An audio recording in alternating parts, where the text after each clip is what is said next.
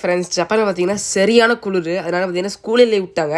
School leave விட்டு நம்ம போய் முக்கியமான இடம் இது தியேட்டர். முஃபாசா த லயன் கிங்கிற படத்தை தான் தேட்டருக்கு வந்திருக்கும். ஸோ இது வந்து ஐமேக்ஸ் தேட்ரு. ஸோ வந்து இந்த ஸ்க்ரீன் பார்த்தீங்கன்னா பெருசாக இருக்கும். தேட்டரே சூப்பராக இருந்தது. உள்ள போய் பார்க்கலாமா? ஸோ நாங்கள் பார்த்த லாங்குவேஜ் வந்து நம்மளுக்கு வந்து ஜாப்பனீஸ் சப்டைட்டில் மட்டும்தான் வரும், ஆனால் இங்கிலீஷ் ஆடியோ. சரி, அவ்வளோதான். நாங்கள் டிக்கெட் எடுத்துகிட்டு இருந்தோம். டிக்கெட் எடுக்கும்போது சூப்பரான விஷயம் பார்த்தேன். இங்கே வந்து கல்கியும் ஓடுது. ஸோ எனக்கு பர்சனலி பார்த்தீங்கன்னா சிம்பாவை பிடிக்கும். ஆனால் இந்த படத்தில் வந்து முஃபாசா வந்து சூப்பராக காட்டியிருந்தாங்க. இதுலேருந்து எனக்கு முஃபாசா பிடிக்க ஆரம்பிச்சிருச்சு.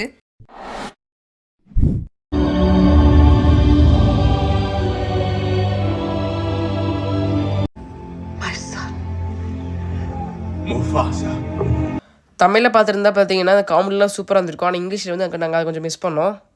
இங்கே நாங்கள் ஏமாந்தது என்னென்னா, இந்த படத்தில் இன்ட்ரோல் விடுவாங்கன்னு நினச்சோம், ஆனால் விடவே இல்லை. கடைசியில் நாங்கள் வந்து படம் எண்டில் தான் வாங்கிட்டு போயிட்டோம். அப்படியே முஃபாசாக்கு ஓட்டு ஓட்டிட்டு நாங்கள் அப்படியே கிளம்பிட்டோம்.